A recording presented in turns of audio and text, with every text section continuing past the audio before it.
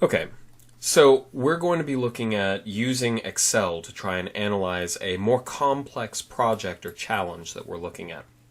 Now, I pieced together this challenge and I kind of made it up myself, so if the numbers aren't quite what you would expect, bear with me. The point of this is not actually to design a school bus, but more to give the viewer, or students, as this is designed for students, some reason to explore working with more advanced ways of dealing with Excel.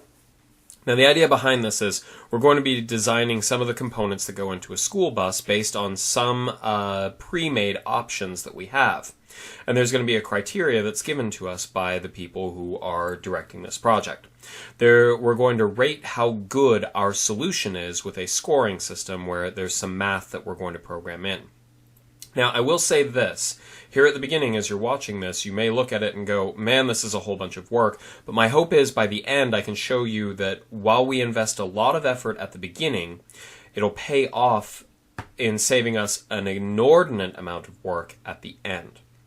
Now, we're going to be looking at this from the viewpoint of trying to design a school bus, more accurately, a fleet of school buses for a local school district. But we're going to do it looking at one specific school bus, and then that would be the base unit that we would sell for a contract, basically. So we're putting together our bid, our school bus that we think is going to be the best one for the school district.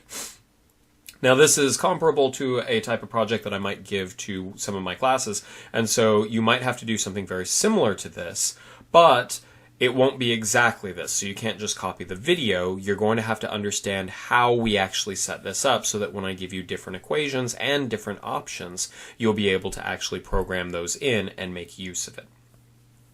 Our goal here is to take something that is going to be a very complex thing to look at. In short, we're going to be trying to design a fleet of buses.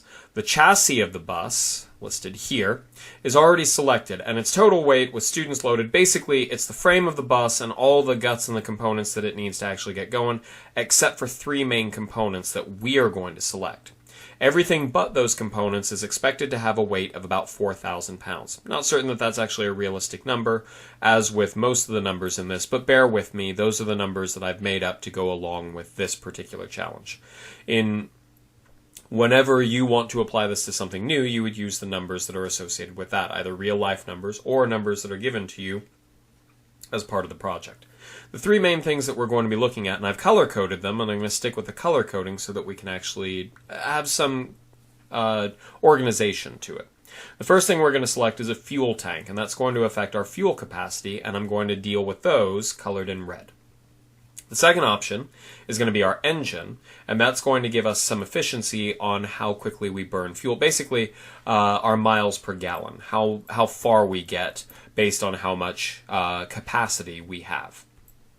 And then finally, the last thing we'll look at is paint and cosmetics, which is going to give us something that I'm calling a spirit bonus. And that's going to be something more decorative, but for the school district, they might very well be interested in paying a little bit more if it's something that makes it more versatile for all of their schools to use.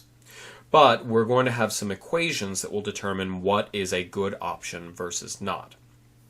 The problem is we have three different things to choose from, and each option has their own things that they put onto the structure of our bus. Options, all of them have a price, and that's going to be one of the first things that we have to worry about, is to not go over budget if we can avoid it. Options 1 and 2 also have weights that go along with them that will have an effect on the fuel efficiency and therefore the operating costs for the district. So the district might be fine with you going a little over budget here at the beginning if you can balance that out with giving them a really efficient bus. It costs a little bit more up front, but you can always give them the pitch that, hey, they'll be saving so much in gas money that it doesn't hurt to invest a little bit now and go a little above their current budget. They may be able to go for that. And that's where our scores are actually going to determine what the best possibility is. You can actually go negative on some of our things as long as you're getting a better positive from one of the other selections. Now, why is this something that we're going to take a look at in Excel? Because you may be thinking, okay, well, we got to choose three things. The problem is we're going to see here that Appendix A has specifications on each of our options. So I'm going to skip over to Appendix A, and here we go. The bus components and attributes. In the red box, we have the fuel tanks. And while we have 3 components to choose from, fuel tanks, engines in green, and paint and cosmetics in blue, you can see here that they've got a lot of things that go along with them. For the fuel tanks, for instance, we have 4 options. We have a tiny tank with only 5 gallons, again, made up numbers, small tank with 10, medium with 15, and a large tank with 20. But on top of that, they have a weight associated with them and a price that goes along with them as well. The engines, we also have 4 different options. They have different efficiencies for miles per gallon, prices, and weights. And finally, the paint and cosmetics, those are actually the simple one because the only thing that they have associated with them is a price. They're not adding a whole lot of weight onto what we're selecting. Now, depending on what problem you're taking a look at, you may have to switch out what criteria each one of these things has, but I'm going to show you how to work with these. Now, these numbers are again made up for the purposes of this challenge, and hopefully are going to give us a few things that we can play around with. Whatever you're working with, feel free to put in whatever numbers you've got. But stop and think about it for just a moment. We're going to have a bunch of different things that we have to check, and while we have 3 different components that we're choosing, each of them have 4 options, which means we've got a whole lot of combinations. I mean, we could have a tiny tank, a premier engine, and 4 different colors, or 1 different color, or basically there's a whole bunch of options. Now, you can avoid everything that we're about to do in Excel, but that's going to require you to write stuff down, basically guess, and then go through a whole bunch of calculations. Our goal is to take all the information that we're given in this challenge, program all of it into Excel, and then we'll basically be able to click a few buttons and have Excel run all of the numbers for us. So this is a large investment of effort at the beginning, but I hope to show you that it's going to pay off in a big way. Pardon me. The other thing that we haven't looked at yet is how these numbers interact with each other with the criteria, but we'll get to that in just a moment. That's on this page, but we're going to come back to where we started. Our objective is to basically make the best bus for the school district, but they've got a couple different things that they're going to be looking for. While we choose 3 components, and those components will have attributes along with them that will affect these things, here's what the district is asking from us. The first thing that they're going to ask, which is not actually from something that we're going to look at in this video, is the average length of a bus route. Now,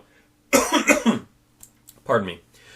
In this situation, we're going to say that that's a separate team that is also working with our company, and they're going to use an entirely different piece of software and go through and try and work out the bus routes so that they can get those efficient as possible.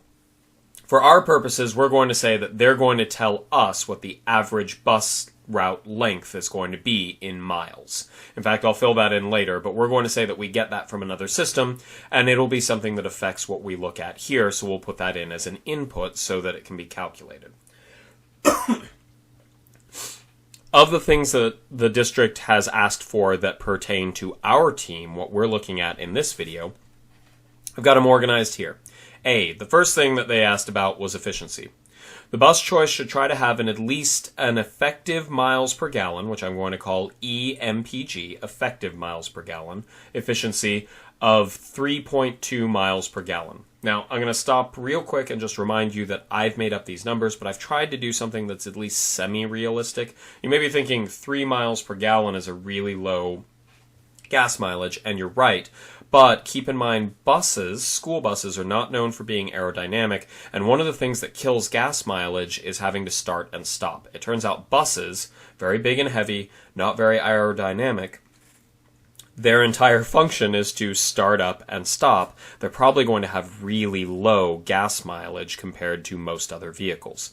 That's also why your gas mileage on the highway is actually better than on city streets, because on city streets, it's expected that you're probably going to start and stop a whole lot. And every time you hit the brake, you're basically wasting the gas. Don't take that as an excuse to not hit the brakes. Use your brakes appropriately. But still, understanding the numbers. They want to have at least an efficiency of 3.2 miles per gallon. In this, we're going to see that they're going to offer us a bonus for having higher efficiency, but they will not have a penalty for having lower efficiency. That may not be realistic, but that's what we've got for this particular project. The next thing they've asked, initial cost. A cost per bus of $11,500 or less. Now, a couple things. I don't know if that's actually a legitimate value for a school bus price or not. Remember, we're only supplying specific parts, the fuel tank, the engine, and the paint and the cosmetics. So, if you throw in the fact that you'd have chassis and other things in there, it would probably be a bit more than that anyway. But here's the budget that they've laid out for us, $11,500 or less. The next thing they're asking about is frequency of refueling. Basically, they're saying, okay, we want a gas tank that allows one tank of gas to last for, oops, that's a typo, I need to get that fixed up. Instead of 2 complete routes, it's supposed to say 3 complete routes. Okay? The main reason behind this is we're going off of the average route, but some of the routes are going to be longer than the average, and some of them are going to be shorter. The main idea on this is you don't want to be partway through a route and be running low on gas, and so you have to go and fill up your tank because that's going to take you away from getting the students where they need to go. They'll be sitting there at a gas station or at a depot of some kind, and they'll be sitting there on the bus, not getting to school or not getting home. They'll complain, the parents will complain, and it's going to slow down everybody getting where they need to go. Ideally, what you want is enough gas in the tank that your bus can reliably get its route done and get back and refuel when students or other people are not waiting. And so for that, the school district is asking whatever our average route that our other team finds, we want to have a gas tank that can supply enough gas for 3 times that amount. That should be enough that unless there's a huge problem of some kind, the bus will have enough gas to do its entire route and get people where they need to go, and then it can refuel on its own time, outside of having students wait. The last thing that we're going to look at is school spirit. Now, this is something that's more cosmetic, and so the school district might readily say, look, if it's going to cost too much, let's not do this. We'll just get gray buses. But if they're given the option, if it's not too much more, it'd probably be nice to have, they've probably got several different schools in the school district, having options on colors so that each school can represent their school colors. And so that would help build a spirit for the different events that they'd be going to. It'd look a lot nicer too, and make the district have a little bit more prestige. And that being said, that has to be balanced out with how much it costs. All right. So let me fix this up real quick. It's not supposed to be 2. We've now switched it to 3 complete routes for what we want. Okay, these are the things that they're asking for, and they've got 4 things that we're interested in looking at. How we rate those is actually coming in here in our criteria. These 5 things are going to tell us how we're going to get our score, and our score for this challenge is going to determine which is the best bid. In other words, which group is generating the best bus. We want to be that group, so we want to be able to explore all of our options quickly and efficiently. There are a lot of options, though, so if we just sat down and started calculating, we'd probably be at this all day. That's where Excel's going to come in. But first we need to know how we're actually going to determine if something's good or not. A brief overview. Our base score is determined by average route length. This is provided by another part of your team using another piece of software, and it's going to give us basically that the average route is however many miles long. For this challenge, we're going to take that number and we're going to multiply it by 4, and that will be what we're calling the base score. The basic number of points that you've got that all of the other bonuses and penalties are determined by. Okay. Now we're going in the order of the things that we were asked by the district. So 1, efficiency. The district really wants an efficient bus, so they're offering a major bonus for efficient gas mileage. They're going to base this off of what we're calling the effective miles per gallon, EMPG. And that is found by taking the engine MPG, which is a stat of the engine, and multiplying it by the ratio of the standard weight of a bus, 8,500 pounds, divided by your total bus weight. So the bus that we design, its weight. It might be more or it might be less than 8,500 pounds. We get our total bus weight by taking the weight of our options, our engine and gas tank, and adding them to the chassis weight of 4,000 pounds. The district is offering a bonus score of our EMPG minus the requested value of 3.2. This difference is then multiplied by 1/10 of your base score to determine bonus points for efficiency. If your effective MPG is the same or less than 3.2, then no bonus points are earned, but there is no penalty on it either for this one. In real life, they might have a penalty against it if you have less efficiency than that. But for this, we're only getting you get a bonus if you're doing well on it. There is no penalty. Then we take a look at the second one. As to the cost, they have a budget laid out for $11,500 or less. Our team will lose 1 point for every $40 over the budget that we try and spend. Now, that isn't saying that we lose the contract immediately. As I said, we can go a little over budget and lose a few points if we can do so, get better efficiency, and get more points based on that. They're willing to spend a little bit more up front if it's going to save them money long term. C, the gas tank. That allows for 1 tank of gas to allow for 3 complete routes before refueling, like I said before.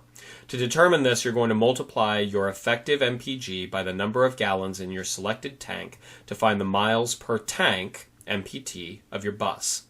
Then find the number of trips per tank, TPT, by dividing your miles, MPT, by the length of your average route, a number we get from the other team. If this number is less than 3, then a penalty of 3 minus your TPT value times your base score is incurred. The last one. Your score can receive a percentage bonus by having school spirit options. If you use only 1 color, there's no bonus that goes along with that. But if you use 2 colors, that'll give you a 5% bonus, 3 gets you 10%, and 4 gets you a 20% bonus. This bonus is the appropriate percentage of your base score added to your total score. So, for instance, if we used 4 colors, it'd be 20% of our base score, and then we would add that into all the other things. We find our total score by adding up our base score plus any bonus from efficiency, minus any penalty from budget, minus any penalty from our gas tank capacity, and finally, plus any bonus that we get from our school spirit. All right. So now we've got an overview of what it is we're working with. And I want to emphasize, again, we've got 3 components, all with different information and different factors that affect them. And we've got 4 options for each one of those. That's already a bunch of different things that we'd have to keep track of. But to know if that choice is good or not, we actually have to calculate 5 or 6 different things in different ways to see what our total score is, because our score is what's going to determine whether it's good or not. Okay. Great. So here's what we're going to do. We're going to start putting all of this information into Excel. So I've loaded up Excel. I've gone ahead and saved the file. It's always nice to save right when you start off in case there's any issues. You can save periodically. And here's what I'm going to do. I'm going to start putting information in. In the very top one, I'm going to type in bus, model. I'm going to go across and put in all the factors that we care about. Model, weight, gallons, our capacity, MPG, our efficiency, and our bonus for our spirit. The last thing that I'm going to put in is the price. All of our things have a price. All right, we're going to need a couple different things. We've got the gas tank, the engine, and the paint and cosmetics. I'm going to go with our color coding, and up here there's a can of paint.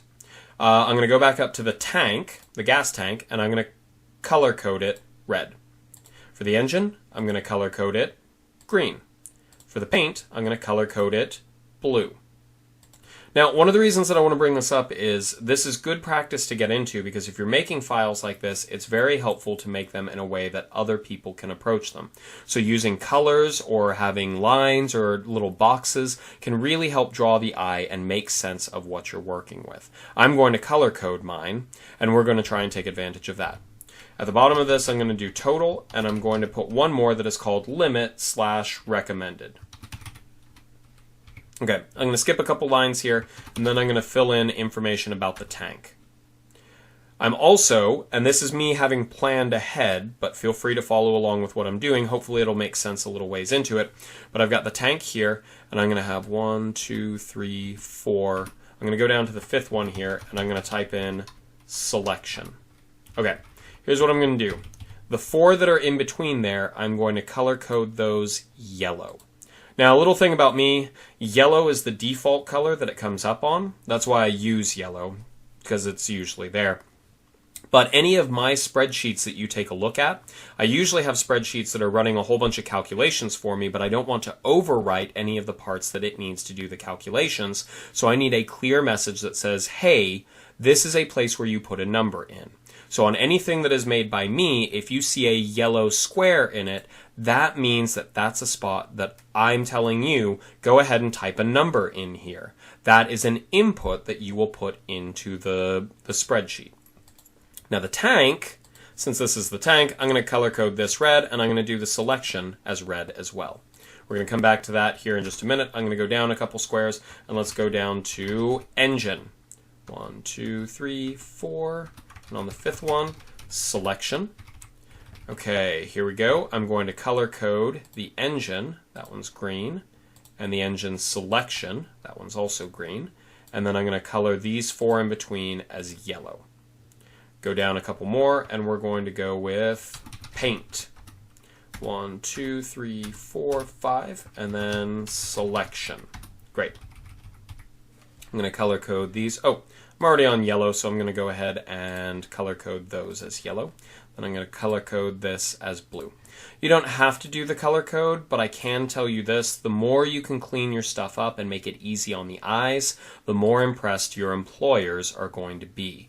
The more likely you are to get good reviews and get raises and or promotions. All right. Here's where we're going to need to put some information in. And I'm going to do one thing in preparation of that. See how when I scroll down, I lose the top row and I don't know what's in each row? I'm going to get ready for this by going up to the top, select the first row by clicking the 1 here, though I don't think you have to do that. We're going to go to the View tab, and we're looking for something that says Freeze Panel or Freeze Panes. So click on that, and then we want Freeze Top Row. So what that does is now when I scroll down, the top row actually stays with me, and even when I scroll way down, I can see that the first column here is model, weight, gallons, MPG, bonus, and price. Basically, we've got a column for each of the important things that are being important attributes of our stuff. Okay, here's where we're going to need to put some information in, and we're going to need to get it from, well, our specs. I'm going to start filling in the information for the tank. So here's what I'm going to do. I'm going to put this into a smaller window by clicking the double squares here. I can actually drag this and make it bigger or smaller at will. You can see on the bottom as well. I can extend that a little bit. But the big thing that I want is this. I'm going to go back over to my project, and I'm going to bring up the appendix where all the information is. I'm going to go over to the tank, and we've got a couple different models. We've got the tiny, small, medium, and large. And here's what I'm going to do. I'm going to fill in the information for each of them. So tiny has a weight of 2,500 pounds. Don't put the comma in there, just put it in as a number. 2,700, 2,800, and 2,850. Now, the fuel tanks have a capacity in gallons, so I'm going to put those in. 5, 10, 15, and 20. They do not have an MPG, nor do they have a bonus, but they do have a price. So I'm going to go over to the price column and do 2,100, 3,000, 40, 50, and 4,700. Okay, that's all my information on the fuel tanks. Now I'm going to go down to the engines. Economy, which I'm just going to call Eco. Medium, which I'm going to call Med. Qual for quality. And Prem for Premier. All right, now I'm going to go in for weight, 1,500, 1,800, 2,200, and 2,500. As a small side note, I realize that some people may be asking how I'm typing the numbers in that quickly. I'm using a number pad, the thing on the far right part of the keyboard, and I used to do a data entry job years ago, so I'm actually pretty fast with them. If you're using the keys at the top, this may be much slower. This is the hard part, because we have to put a bunch of stuff in. We're going to be doing a bunch of work right here, but again, you'll see how it's going to pay off. Next, Engines. They don't have gallons, so I'm going to skip the gallon column, but I'm going to go to MPG. We've got 2, 3, 5, and 7. And then they don't have a bonus, but they do have a price. 4,100, 4,300, 4,600, and 4,700. Okay, that's all my engine stuff. I'm going to go down to the paint. I'm going to move this over. We've really only got 4 options. 1, 2, 3, 4 types of colors. They don't have a weight. They don't have gallons. They don't have MPG, but they do have a bonus. One color has no bonus because it's kind of drab. 2 colors has a 5% bonus that I'm going to put in as 0.05, which is the decimal form of 5%. 0.1 for 10% and 0.2 for 20%. Great. Now I've got all of my information put in. Okay, now we need to set up where we can select these things. You can click the square here, or you can also double click in the middle of the bar at the top. That's one of my favorite tricks. I use that a lot. All right, here's what we're going to do. We want to set it up where we can actually select these things. Oh, no, I'm sorry. I forgot the price, didn't I? That's important. Price, 2,100, 2,800, 3,200, and 3,450. That's kind of important. I'm not getting paint for free after all. Okay, we're also going to have some scoring that we're going to need to program in, but first, let's make certain that we can actually do selections. Now, in here, this could become a bit of a pain if you wanted to try and do something off to the side because we can't really do combinations of things. The best way that I could think of, although it's not the only way, and you may know a better way, but this is intended for people who are new to this, helping them see ways of doing it, here's what we can do. I want to set up a selection. And what I want to do is this. I want to put a 1 next to tiny. And when I do that, I want it to actually fill in everything about the tiny selection here. Okay? So I want this to say tiny. I want this one to say 2,500. I want this to say 5. And this to say 2,100. Although, maybe I don't like the tiny. I delete 1 and go with 1 next to medium. If I do that, I want it to say medium here, 2,800, 15, and 40, 50 right over here. Now the thing is, I could just type all that stuff in, but that's going to be a whole bunch of work having to type this over and over again. What I really want is being able to just put a 1 next to whatever it is I want so I can select it. Here's how we can do that. We can do an if statement. It's a conditional thing. So here's what we're going to do. Click on the first cell here next to selection underneath model. And I want you to hit the equals sign. A bunch of the stuff that we're going to do needs to start with an equals sign, so don't forget the equals sign. Okay, now we're going to set up a conditional. We're going to say if something happens, say for instance, let's go ahead and put a 1 here next to tiny. If there is a 1 next to tiny, so I'm going to hit equals, if, open parentheses, and as soon as you do that, Excel goes, okay, I understand what you want me to do. We're going to use if. We're going to check if something is the case. And if it is, value if true, tell me what you want to return if it's true, or value if false, tell me what you want me to do if it's not true. Our logical test. So here's what I want. I want if this square is equal to 1. That's my logical test. And then I separate these with a comma. So I'm going to hit a comma, and then it goes over to value if true. Well, if it's true, I want it to tell me tiny. So I'm going to click on the square that says tiny.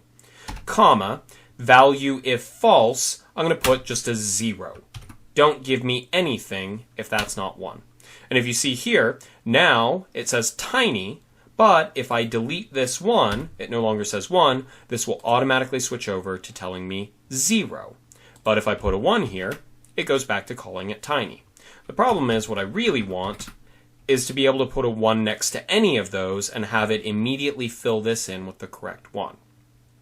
Here's where we can use an if statement inside an if statement. This is technically called a nested if statement. So I want you to go back to the value if false. We put in 0 that said, hey, if that's not 1, then just give me 0. What we can do is, instead we say, hey, if it's not 1, what I want you to do now is to check the next line. So let's go if, open parentheses, if this one is equal to 1, comma, tell it, okay, if that's equal to 1, return small.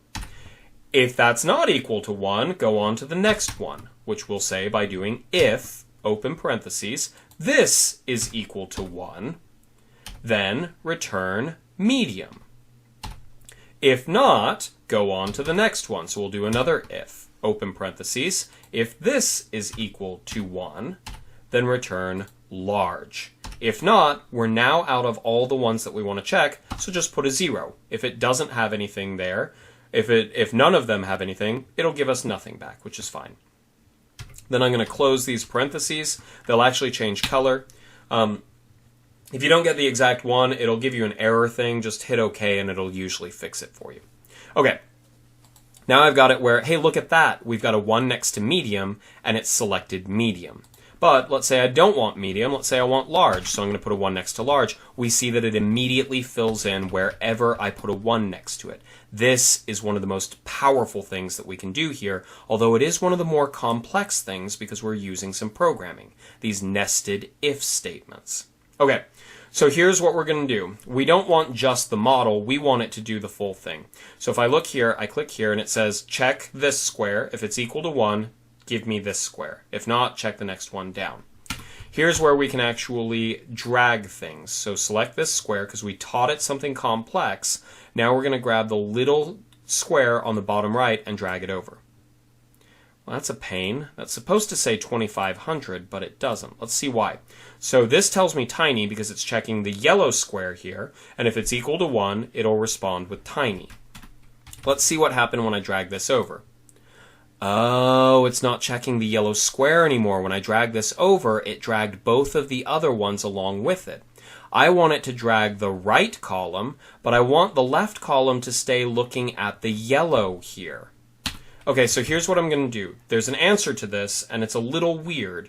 What you do is go back to the square that is working, where it says tiny, and I want you to go up to the formula bar, which is up here. And it says if, we've got A10, B10, a bunch of different cells in here, but we want basically anything that's in column A, we want that to stay the same and not move. So I'm going to click over here where it says A, I'm going to put a $sign in front of A and a $sign in front of 10. I'm going to keep going, a $sign in front of A and 11, then A and 12. When you put the $signs in there, that tells the spreadsheet, don't move that square. So watch what I do here. Now I grab that same square on the bottom right and I drag it over, and now it's giving me exactly what I want. 2500, 2500, 5, 5, 2100, 2100.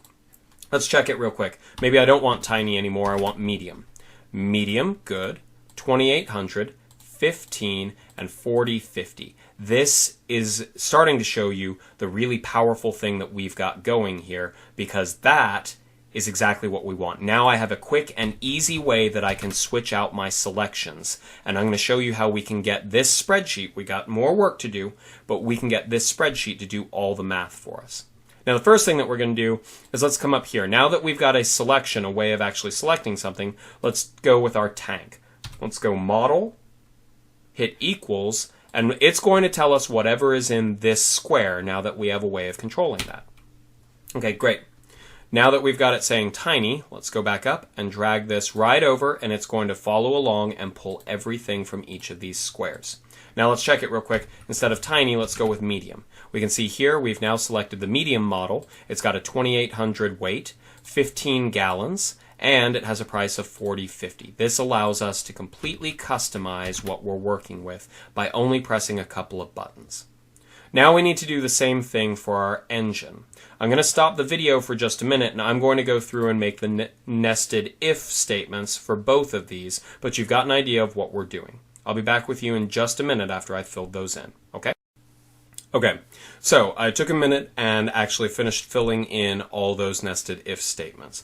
That'll probably take you a little bit longer, but please feel free to pause this video, go through, and get that done. This is one of the most important parts. While it's tempting to simply just copy down what I've got here, which you can do, I want to caution you that part of the goal on this is that you understand what you're doing, because in the future, whatever you're working with probably won't be exactly this, so you've got to be able to, what if there are 5 selections, or what if there are only 3? So it's more important that you understand what you're doing with each of these steps so that you can actually adjust them to whatever your challenge is when you're working with this. Disclaimer out of the way. Now we're going to finish filling in our top information. The selection that I want for the engine is whatever is in this spot, and the selection that I want for the paint is whatever is in this spot. I'm just going to fill these in. I can actually take both of them, highlight them both, and then drag the little red or the little square over, and it fills everything in. We can notice here that I'm on the medium. I've selected that out. If I remove that, I can change it to the quality. And at this point, here's our summary. I like having that up at the top because that's the place where the spreadsheet will open up and everyone can see it. Here's our summary of all the important stuff. Now, we've put these things in here so that we can use them, but this is what's telling us what our output is. Now, let's put in our limits and recommended values. I'm going to go back over to Home, and I'm going to color code these a grayish color. This is what we got from the actual district. Now, they told us that the standard weight, as I recall, a standard weight of 8,500 pounds. Okay, great. They did not give us any indication on gallons, but they did give us a request on MPG. So I'm going to put that in 3.2. These are important numbers when we're dealing with them. Bonus, they didn't actually give us any indication on the bonus, so I'm going to run over to the price. They did give us a requested price of 11,500 or less. Okay, great. So here's what we need to do. Now we need to find what our totals are. There are a couple ways that we can do this. First off, we wouldn't actually add up the models. That's just telling us what models we have. Right now I have selected a small tank, a quality engine, and 2 paint colors. So when you're submitting what it is, the components that you want, now you have a summary up here at the top of exactly what you've got selected. But we don't know if these are good or not, so we need to start programming in how to determine our score. First step is, let's find our total weight. So I'm going to go down to my total row. That's why I put that in there. And I'm going to hit equals. And our total weight is going to be 4,000 pounds, the weight of the chassis, along with the students. We said that it has a base weight of that. And we're going to add on the weight of whatever things that we have. Don't type them in. Select those squares. So now when I switch something out, we can see it's 8,900 right now. If I bump it down to the tiny, it goes down to 8,700. We want it to automatically update. Okay, next thing that we want is our total gallons. I could just set it equal to the gallons up here at the top because there's only one of them, but you might have several things that contribute to whatever one you're looking at. So I'm going to do equals sum. Whenever you do that, it adds up all the numbers that you select there. And we can see that since the other values are 0, we're just getting the gallons from the tank, which is 5. Okay. I'm just adding up all the other columns, so I can actually just drag this over and it'll fill all of this in. Over here we have our total cost. We're actually noticeably under budget. We're at 9,500. Well, that sounds good. People would like to get stuff for cheaper, although we may not necessarily be at the other things that they're looking for. The only way we're going to know is by starting to program in all of the stuff that we're looking for in the criteria and specs. Okay, so let's go through. There are a few things that we're going to do. First off, I'm going to do go, no-go. I'm going to make a column of that. I'm going to go over a couple, and I'm going to do calculations. And then I'm going to go over a couple, and I'm going to do scoring. Okay, I'm going to explain why I'm doing that here in just a minute, but first things first, calculations goes a little bit wider. Let's clean that up some. We can drag this over, or you can double click there and it will automatically smooth that out for you.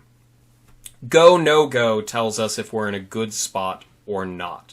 So for instance, let's see. Of the things that we care about, let's go through and start working on our calculations and scoring. So the first thing that I'm going to put in our calculations is let's start off at the top. Our base score is determined by average route length. So here's what we're going to do. Average route. And I checked with the other team, and they told us that it's 25 miles is our average route. So I'm going to put that in. 25 miles. Okay, base score. Because that's what we got the average route for. Our base score is multiply the average route length by 4 to determine your base score. So here we go. I'm going to set this equal to our average route times 4. All right.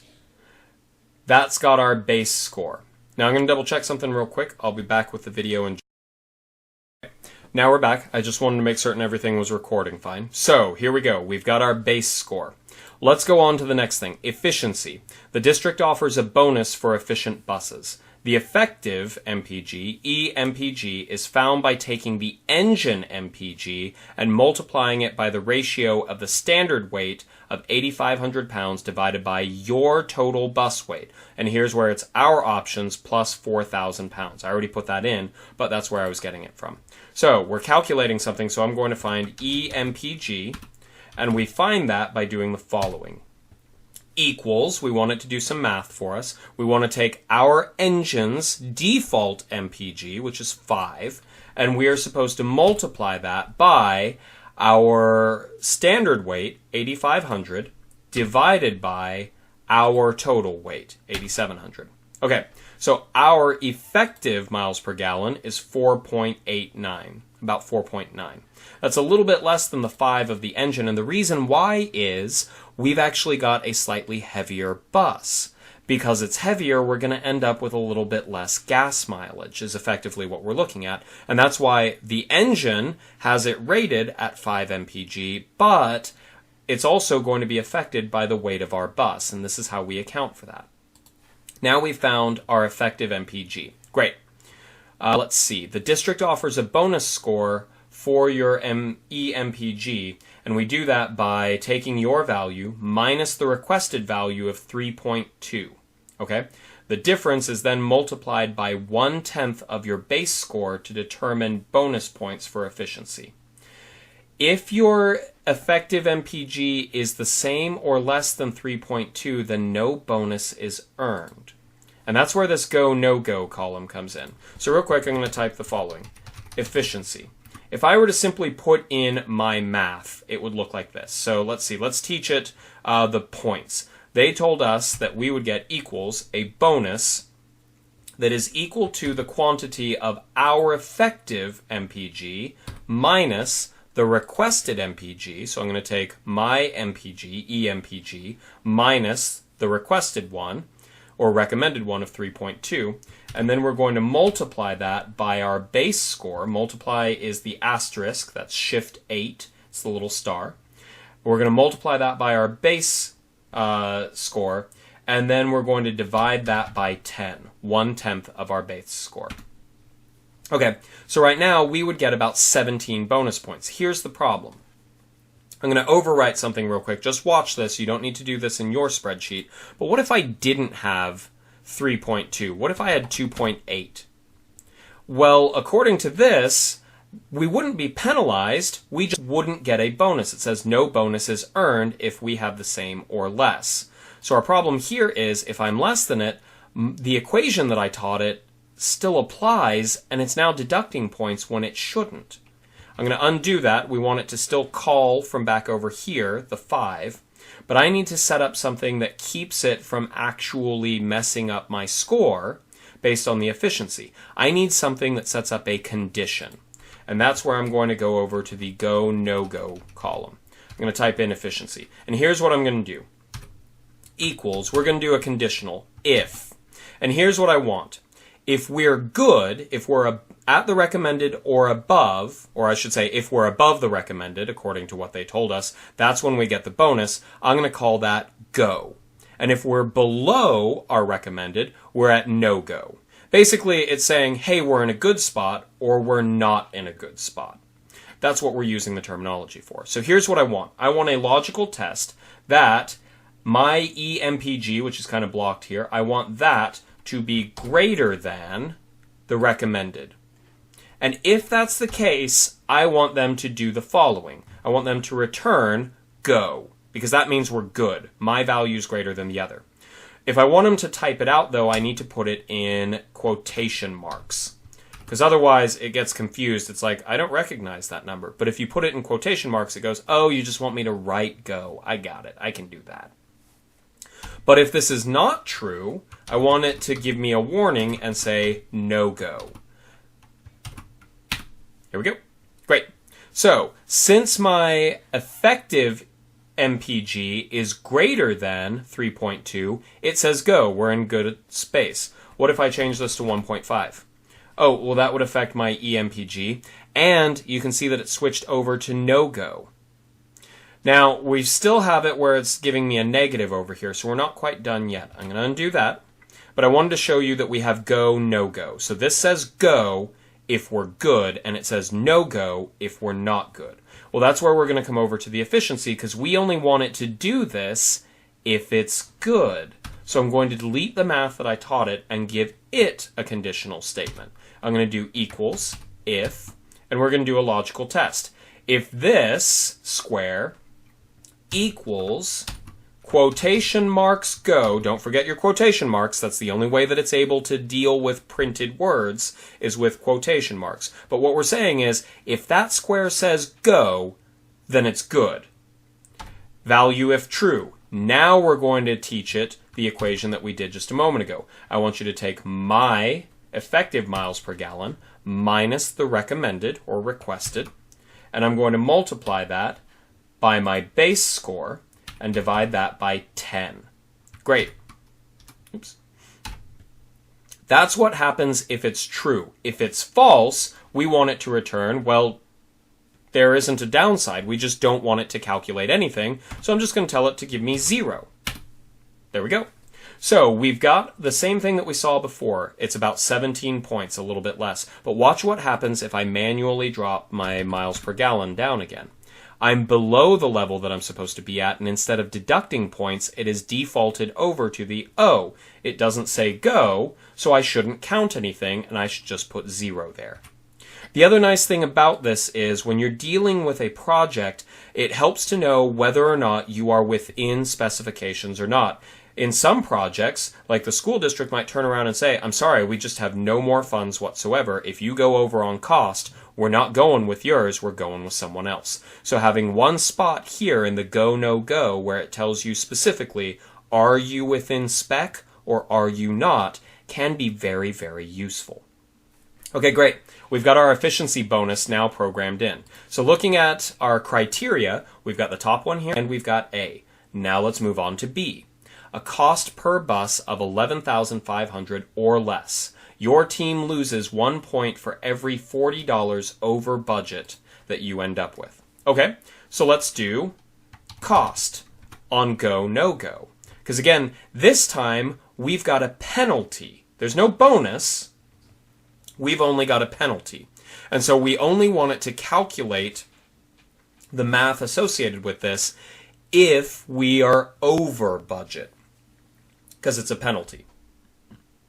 So we're going to do cost equals if, a conditional statement, and we want it to tell us no go if we're over budget. So I'm going to take our total and I'm going to say if it is greater than the recommended. Now greater than is hold down shift and hit the period key. It's kind of like a little right arrow, little alligator face to the left, if you will.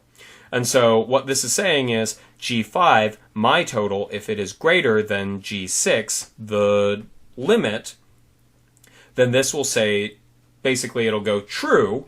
And if that's true, then my cost is too high and that's not good. So I'm going to have it return, remember your quotation marks, no go. Otherwise, if that's not true, I want it to return go. That way it'll tell me if things are bad or not. Here we go.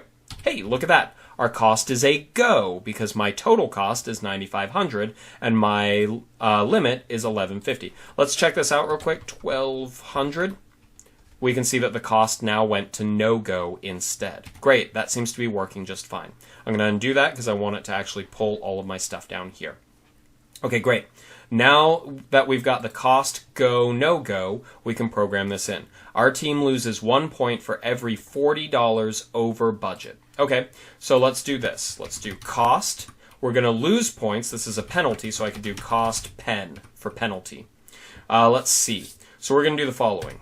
We need another if statement so that it can keep track of, it's only going to calculate this if our cost is bad. So we want this to be, check this square and set it equal to no go, the bad condition. That's what's going to trigger a penalty. Then we hit comma. We're going to go over to our value if true. So if it sees no go there, then it will do the following. And here's where we tell it, okay, let's calculate our penalty for our cost. All right, so what we want is we're going to take our price minus the limited price, and then we're going to divide that by 40, is what they told us.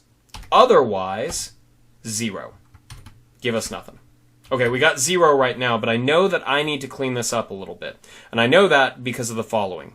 Order of operations, some of that stuff you learned in a math class. We have one thing minus another and then divided by. Division comes first, but we need this to be minus first because we need them to subtract from each other and then take that number and divide it by 40. So I need to put some parentheses in there. Okay, let's go ahead and check this out real quick. I'm going to bump this up to 12,000. Oh, wait. We've got a problem. Our cost penalty is 12.5 points, but this is a positive number. We actually want it to get to deduct points. So here's what I'm going to do. I'm going to go back in there, and I'm going to add in a minus sign 1 times all of that. There we go. Because what I want is I want it to deduct points. You could also do this by having G6, our limit, minus our actual cost, and it only comes into play when our cost is bigger, so you'll end up with a negative value of it. But this is perfectly fine. -1 times that because we want the -1 to remove points. It's a penalty. Now I need to fix my 1200, so I need to come back over here and I got to drag this back over. I'm just doing this at each step to double check that what I program in is giving me back what I expect. Seems to be right now. Right now, my cost is a go, so my penalty is none. Looking great. It's been a little while since I've done it, so I'm going to hit Control S, and I'm going to save my file. That way, in case something happens, the file is still saved. All right, we've done this one, we've done this one, we've done this one. Now we're on the gas tank. That's going to require a little bit more calculation. But here we go. A gas tank that allows for 3 complete routes before refueling.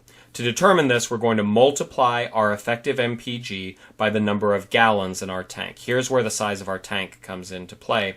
And from that, we are going to get our MPT, miles per tank. So I'm going to go in here on calculations. We're finding something new. MPT is going to be equal to, they told us that it was our effective miles per gallon. So I'm going to select that.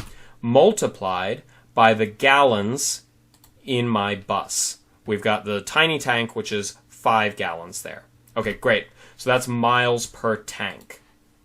We got that once again by taking EM, multiplying it by gallons. Now we have miles per tank.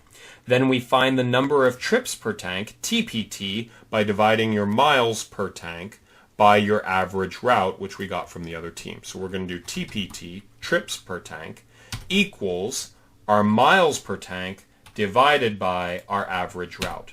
And here's where we run into a problem. What we actually want is 3, but we've got less than 1. We've got a bit of a problem with the bus that we've designed. If this number is less than 3, which it is, then a penalty of 3 minus your TPT value times your base score is incurred. Okay, you may have guessed it, but we want another go, no-go. We're going to call this refueling. Equals, if, open parentheses, if this value is less than 3, then return no,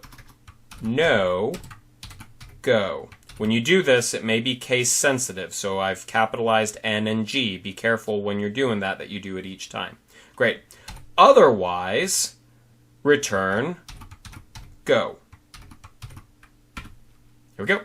And now it fills in no-go because our trip per tank is actually really low. That's not looking good.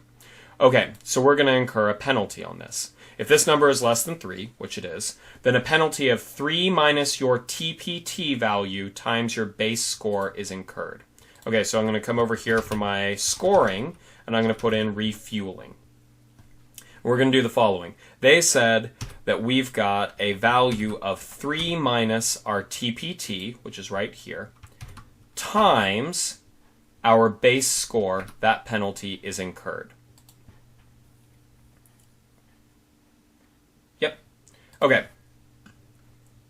Couple things. Now I typed in the math, But we've got a bit of a problem. First off, it's trying to add points on. It should be negative, when in reality, it's showing us as positive. So I can either multiply this by -1, or I could switch m5 minus 3. That would also give me negative. The other problem on this is, what if I had 5 in here instead? Oh, it's still calculating it. Remember, we don't want it to calculate unless we're at a no-go, because this is a penalty. So we're once again going to use an if, and we're going to say if this one is equal to no-go. In other words, if we're in a bad spot, the penalty kicks in. Value if true. We could do the -1. I'm going to try this the other way. We're going to do the following. Open parentheses, RTPT minus 3. That's how many trips we wanted from there. Okay, and then we're going to multiply that by our base score. Oops. And then we need the value if false, so if it says go instead of no go, we want it to return 0 points. There we go. Refueling, that looks bad. What if we bump this up to 4? Oh, okay, now we're above our threshold and it doesn't give us a penalty, it's just 0. Great.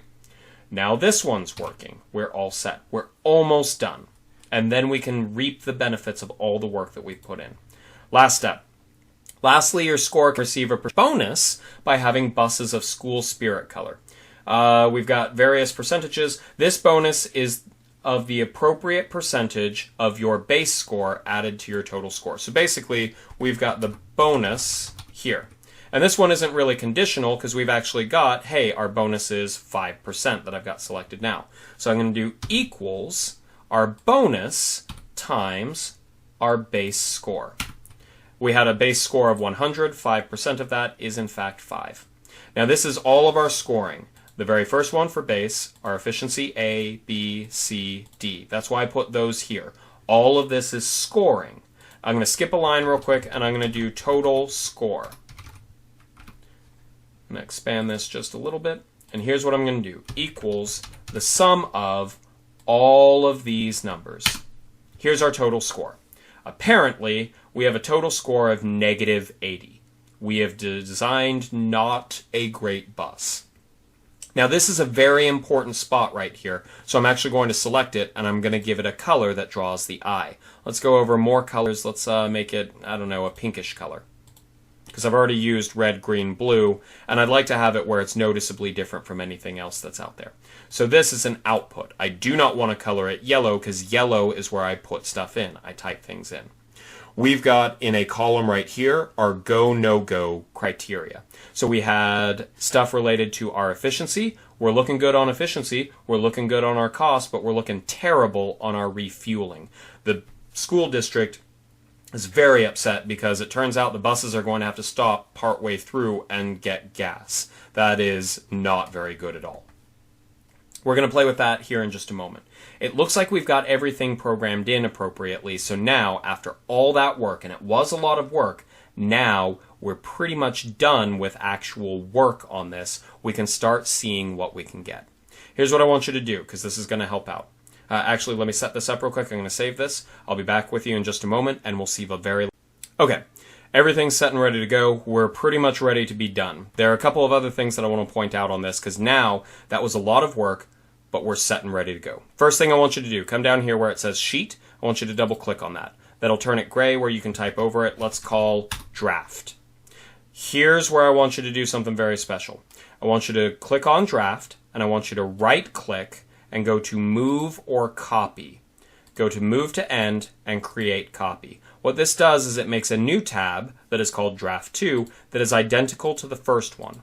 Here's the thing. Now we can easily go through and change things out, but we can always get back to the very first one that we made. So if we accidentally mess something up, we've always got the other one there. Here's where we can start to really make use of this.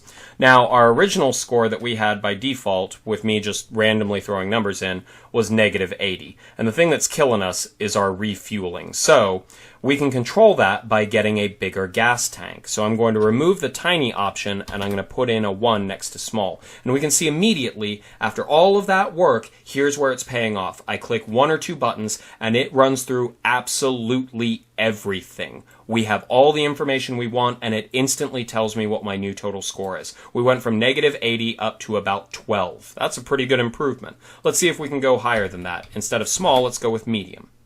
Oh, that's up to 103. That's sounding pretty good. Now, here's the thing. One of the things that I got as feedback from some of my teams that were actually working with this was they tried a bunch of different things, but they didn't write down what they had. So they would get one like this that seems to have a good score of 103, maybe 104, and they'd switch something and it would go down to like 50, and they didn't remember what they had before. So here's where I want you to take an extra step, but this is going to help you so much because it'll keep a record of everything. We know that this is about 103 points, maybe 104 points, so go down to draft, and I want you to call this 104 points. Now, right-click on it, move or copy, move to the end, and click Create Copy. Now you've got a new tab. Let's play around with this one. Let's see what happens when we go to the large.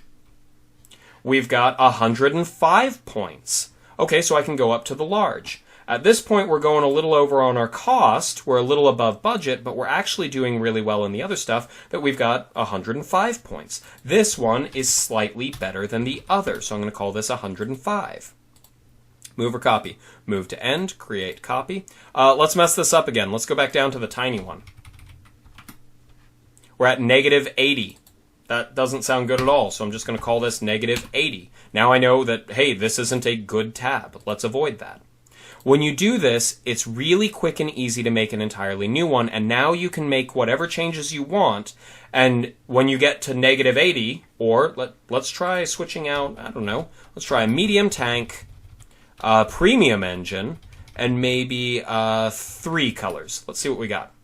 Okay, well, we're taking a hit on our cost, but we are getting a lot of efficiency bonus. This is 130. Well, that's 131. That's our best one yet. Then if I go on and do something that I don't like, I can keep track of it and then come back to this one. So just keep making a new copy of it. As much as you want. If you've got ones that are really bad, like the 80, maybe you want to delete that. I'd keep it around unless it's actively causing you problems. Sometimes it can be useful to go back and say, hey, that one's bad. What makes it bad? Well, we're being killed by the refueling. It turns out the tiny tank is probably not one that we want to go with, at least with this configuration.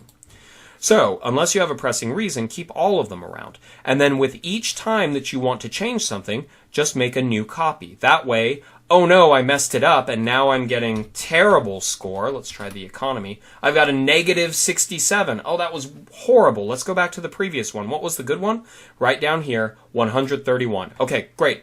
This is 131 points. If this is the best that I come up with, then I can go with right here. We know that the models that I'm going to turn in, we want a medium tank, a premium engine, and 3 colors for our paint. Here's where you can go through and quickly and easily try pretty much all of your combinations, though depending on what you're working with, there may still be way too many combinations for you to reliably go through in a given time. We did spend about an hour on making this spreadsheet in the first place, and it's easier for me because I know all of this stuff and I can walk you all through it. For you all, it might take a little bit more, but the more practice you get on this, the faster you will be able to do this on your own.